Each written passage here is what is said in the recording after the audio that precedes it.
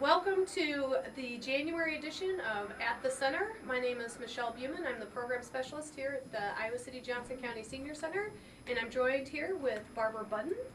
And Barbara has volunteered to direct a play for us this April, and we're here to tell you all about how you can get involved and all about the play. But first, I'd like to introduce you to Barbara. Can you tell everyone in TV land a little bit about yourself? This isn't my first time on the television station here from the Senior Center. Many times I've been here to promote the operas when I was performing as a graduate student at the university. I came to Iowa City in '87 to do graduate work after I had already worked professionally and decided it was time to come back and finish my doctorate. So in New England I studied with various people at Juilliard. Werner Klemperer, who was Colonel Klink on Hogan's Heroes. Wow. I was in the Saturday program, so I would travel to New York on the Montrealer from Massachusetts and stay the weekend, and had a church job at St. John the Divine, and we had to go to classes as well on Saturdays and have performances on Sundays. I came to the university once again to do a master's degree in performance. My first master's degree was in arts programming. I wanted to be practical. And then I decided, no, I did better work on stage than in the office. Many people here might say that too. But I teach voice lessons now, and I work at the Unitarian Church, and I also work at the Senior Center in Davenport. It's called CASI, Center for Active Seniors Incorporated. And this is a wonderful opportunity for me to work with some friends of mine, Patty Mott and Evie Stansky, who have worked here at the Senior Center, or at the Center. Patty has a group, Standing Room Only, SRO, so Senior Standing Room Only, and there's an ingenue drama group as well. So Patty and Evie keep everyone very involved. They're a wonderful group to work with. I'm also a member of a group that I call the Auxiliary of the Community Theater, Whimsical Women of Wednesdays, and they're the founding women of the theater in Iowa City. I performed and worked with both backstage and on stage with many of the groups in Cedar Rapids and here in Iowa City, and I love working with children as well as senior citizens.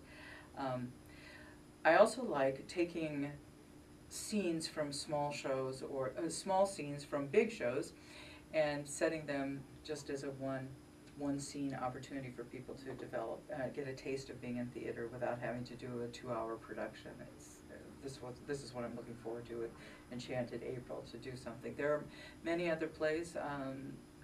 There's another play that was produced several years ago by Patty Mott, the Whales of August. The many theater pieces are now designed for people of a respectable age. Instead of hearing women saying, oh, there are no good parts for people my age, and it's pretty embarrassing to be age 50 and trying to be an ingenue, let alone being 60 or 70. So being age appropriate and having a meaty role to do, that's fun. Well, we're certainly very lucky to have you as a volunteer director for this play that we're going to be putting together here at the Senior Center, and Evie and Patty as well to put that together now. We're going to be having some auditions at the end of January, Correct. I understand. But I think it's important to kind of get the word out about what this program is. What is Enchanted April? Tell us a little bit about that. I'm going to talk about a little class that I'm doing with people called The Journey to April, because every time you see a production, you see the finished product. No one knows the journey, the tears, the fights, the laughter, the camaraderie, the mistakes that have happened in the building process. So I'm doing a class right now through the Senior Center called Journey to April. We're talking about, where do you get started to even pick a show? What's a show that's feasible? What's the venue? Where can we take this on the road? Can we do mini shows and travel around with it? How do you advertise? Even for the auditions, what do you do? So from the ground zero, choosing the show, seeing a movie and saying, I wonder if that was the play. Oh wow, I'd like to do that part. How will we do that? So the Journey to April is a class here through the Senior Center. Anybody can drop in. This is where we start to talk about the design, the characters. How do we get from point A to the post-mortem on a show? so that we can pat ourselves on the back and say, this is what we did well and this is what we can improve on the next time, and to ensure that there will be a next time. Well, the Journey of April, I understand that started already. We have, 5 or 6 people who are involved, and they meet here at the Senior Center on Monday mornings at 10 o'clock. Right. In room 205, which is just down the hall from where we are right now. But people can join this. This isn't something that just because it's started that people can't join and be a part of. What if someone can't come down at 10 o'clock on a Monday morning? Can they still be involved in this process, this journey, in some form? Oh, of course. There's a woman who has contacted us to say that she'd be happy to help build sets. I think as soon as the word gets out, people will understand that there's more to doing a show than being on stage. There's the background. There's something as simple as putting the program together. That can be a stressful time if one person has to do everything. It's fun to share and to be a part of something, no matter how big or how small the part is. Everybody's part of this structure that we will call the play. There's plenty of room right now. We're reading through the play, talking about characterization and letting them see how I choose people to be in a show. You can make many enemies of some of your best friends in an audition process. I think most directors dread the audition process. It's an exciting time, it's true, but sometimes your idea of who and what a character will be is totally blown out of the water by someone who walks in and you think, where have you been all my life? Or I didn't think I could do the show until you walked in for the audition. Or someone who has surprised people by constantly being a comedic actress, and she walks in and does a beautiful dramatic role. So that's where we are right now in the process. We'll be talking about the set. We'll be talking about costumes, how to hunt and gather or build costumes. Same thing with the, because the room that we're doing this is not very big, talk about the lighting. Talking about whether lighting will be our set, or will we have a big set or a small set. Talking about the logistics, moving the set because of the room where we're going to be performing. And unlike the previous production that you helped us with, the Icaria, that was at the Englert, so we had the benefit of a large stage and the built-in lighting. We're doing this program here at the Senior Center, so it'll be in our assembly room. That presents its own set of challenges as well. But that's exciting. To me, it's exciting to have to think about the whole creative process. Aligning a group of people who have the creative juices to go with this, who are excited about the challenge of a big open space. What do we do with it? Do we enclose it? How are we going to delineate? How much stuff can we put in? How many props are feasible? You want to set the mood, you want to set the environment, but there are limitations to every building, and I think everyone loves that in theater. Give me a roadblock and let me see how I can get around it. Fantastic. So right now we're in the process of the Journey to April, which you just described. Tell us about Enchanted April, the play. Enchanted April is a lovely story, mostly about a woman's trials and tribulations at a certain time in history. I enjoy historical things and thinking how a woman would behave in a certain time period. I remember a song in art song literature, a group of songs by Hugo Wolf, where a lover leaves and you hunt them down and you're going to find them and get revenge. Well, girls love to sing that song, but a girl in the 1800s would not be allowed that type of emotion in Germany especially. And in this time period, it's set in 1922, and I'm going to stick to that because it's post-war England, just 4 years after the war, and everyone is affected by that in the style of dress, in how they feel, their feelings of loss, their feelings of what will history give us, what's down the road, and just simply, I need to get away for a while. And what a beautiful place to see an ad in a magazine about a villa for rent on the Mediterranean in Italy. What a wonderful thing. I know there are times when I picture a cabin in the woods. As long as there's a piano, I'll be happy. So they're just women who want to escape. So as I understand this, there are the 4 women are the main Yes. characters? Yes, there's Lottie, who is the age that they set her in is an age 30 housewife. Then there's Rose, who's an age 38 housewife. And then there's Caroline. Caroline is supposed to be a 25-year-old socialite, and I giggle when I say 25-year-old socialite, because to have that title of socialite, I think you have to have a few wrinkles. But then there's Mrs. Graves, who is in her 70s and puts everybody in their place, and it's just wonderful because she sees it all, she's been through it all, and she has that calmness to all of the she has the insights to all of their problems. And then there's a wonderful Italian housekeeper who sees it all and has her own perspective on things. The way the show is set up is the first act is when the women are in the planning stages in England, and the second act is when they're already at the villa or the castle that they're renting. So it's not a verismo, it's not just a slice of life in one day. It takes place over a period of time in planning. And these are characters who, in the story, they're not really friends before they get together. They're acquaintances and some strangers? Yes, they're, at the very first scene, 2 women meet each other at a women's club. So obviously they know each other through association, but not on a personal level. The one woman comments that she's seen the other woman as she's doing her job at church, being a Sunday school teacher, leading the children. And that's the 30-year-old woman commenting on the work of the 38-year-old woman. And it's funny to see the times. People wonder, well, if you're doing this at the senior center, what about these ages? Well, we really can't fudge around with the ages too much, but I'd say within 5 years. But there's a big difference between age 30 as a woman and being 38 as a woman. When you're 30, you're thinking, oh my gosh, my 20s are gone, I'm not any fun. And by the time you're 38, you're like, oh, you children, I already know the rules.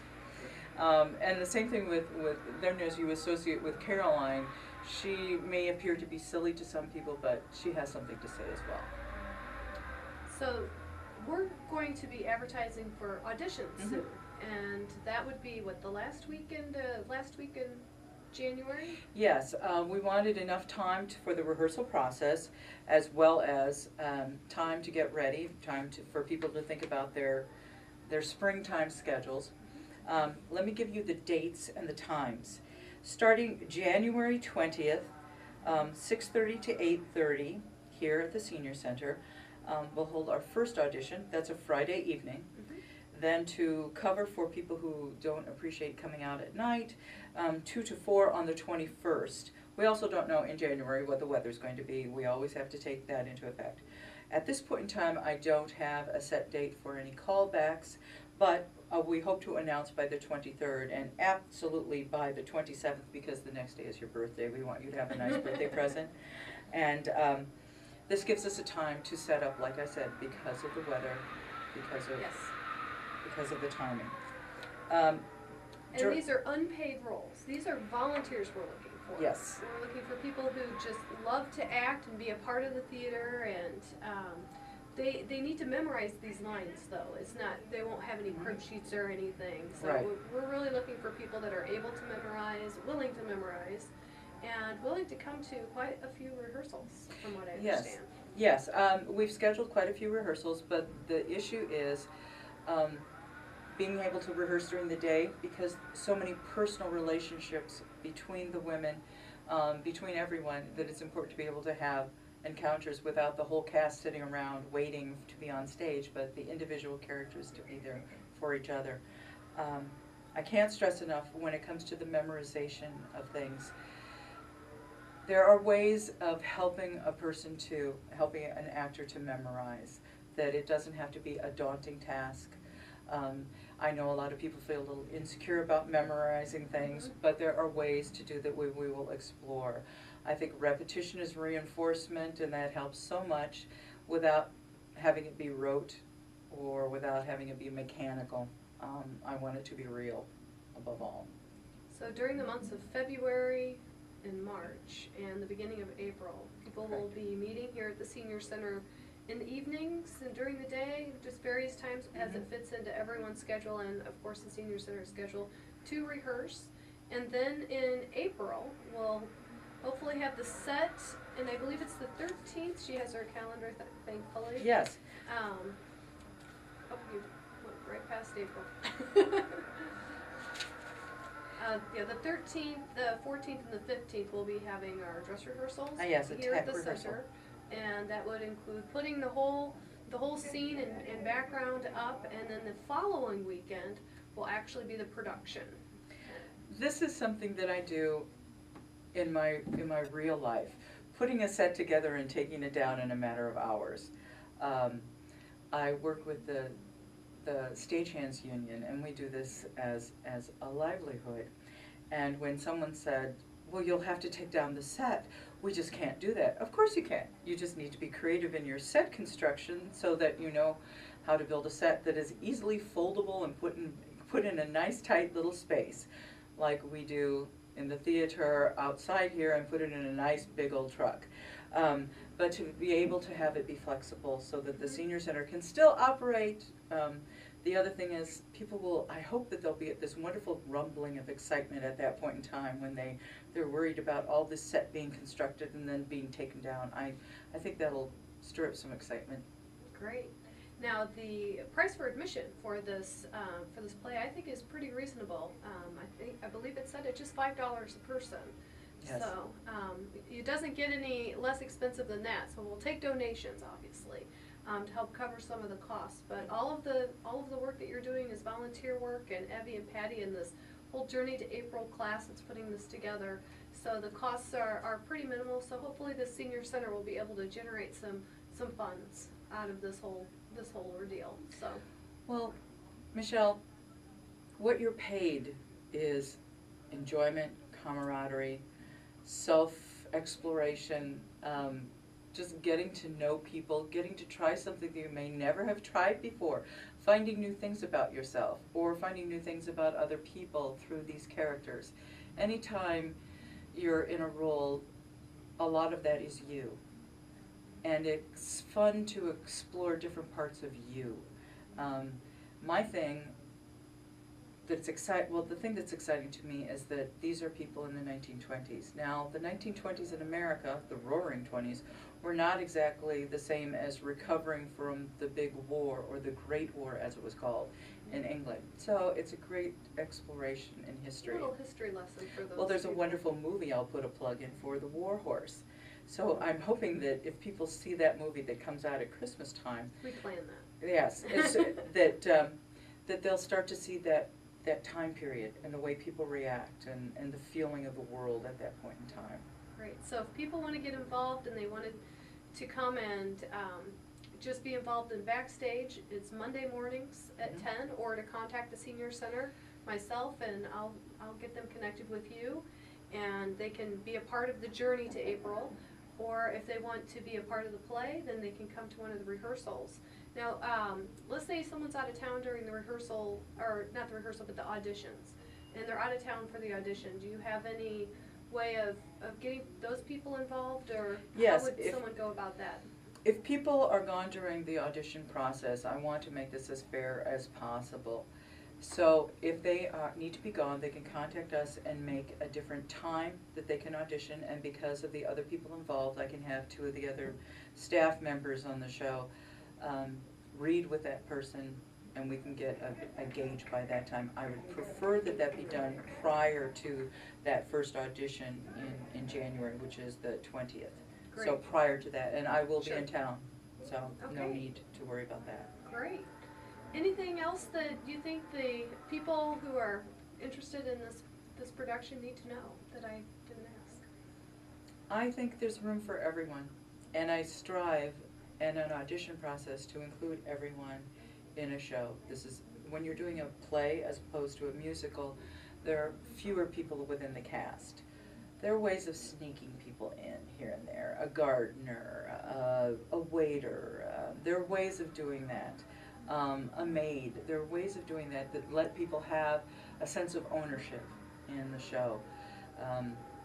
I want everybody to have pride in this production, And If someone's interested in being in a production and they've never been in theater before ever, and they want to maybe try their hand at an audition, what kind of advice would you give them?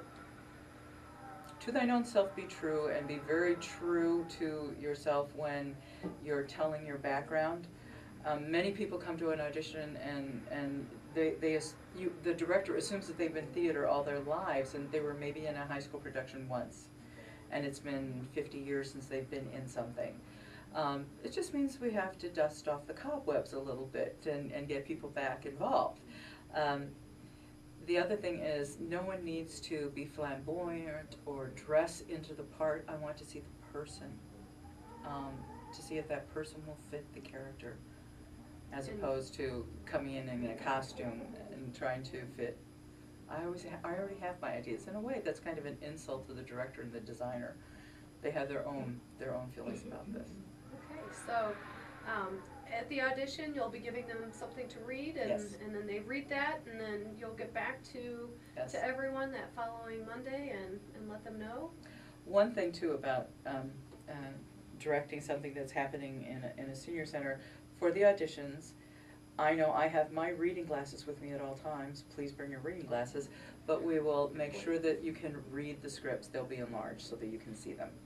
Okay, great. Well, I can't express the gratitude of the Senior Center enough for your willingness to help us put this production together. It's very exciting and very much looking forward to it, so thank you. Well, I appreciate your courage in letting us do something like this. It can be daunting, but it is a journey well worth taking. It'll be wonderful. Thank you.